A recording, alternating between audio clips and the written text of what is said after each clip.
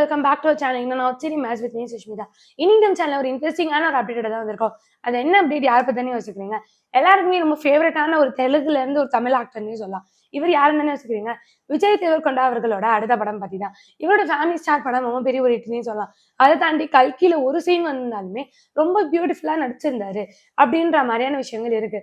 இவர் நிறைய படங்கள் பண்ணியிருந்தாலுமே எப்பயுமே ஒரு கமர்ஷியல் இல்லைன்னா ஒரு ரகட் லுக்ல இந்த மாதிரி பண்ணியிருந்தாரு. பட் இவரோட அடுத்த படம் ஒரு என்டையர்லி டிஃப்ரெண்டா இருக்கும்னு சொல்லலாம். விஜய் தேவர்கொண்டா 12 தான் இந்த படத்தோட டைட்டிலா சொல்லியிருக்காங்க. இன்னும் இந்த படத்தோட அஃபிஷியல் ரிவீல் பண்ணல. பட் இந்த படத்தோட ரிலீஸ் டேட் ரிவீல் பண்ணியிருந்தாங்க.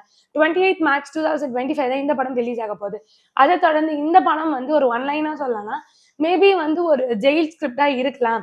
ஒரு கம்பேக் கொடுக்குற மாதிரி ஒருத்தவங்க பழி வாங்குற ஸ்கிரிப்ட் மாதிரி இருக்கும் அப்படின்ற மாதிரி சொல்லியிருக்காங்க.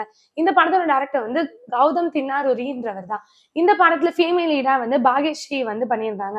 இந்த மாதிரி நிறைய விஷயங்கள் இந்த படத்தை பத்தி வந்துட்டு இருக்கு. இப்போ இந்த படத்தை பத்தின ஒரு அஃபிஷியல் அப்டேட் என்ன வந்திருக்குன்னா, இந்த படத்தோட அஃபிஷியல் டைட்டில்லாம் இப்போ ஒன் ஆன் ரிவீல் பண்ணலாம்னு இருக்காங்க. அதுக்கு முன்னாடி இப்ப என்ன ஆக போகுதுன்னா, இந்த படம் 2 பார்ட்டா ஷூட் பண்ணியிருக்காங்கன்னு சொல்லியிருக்காங்க.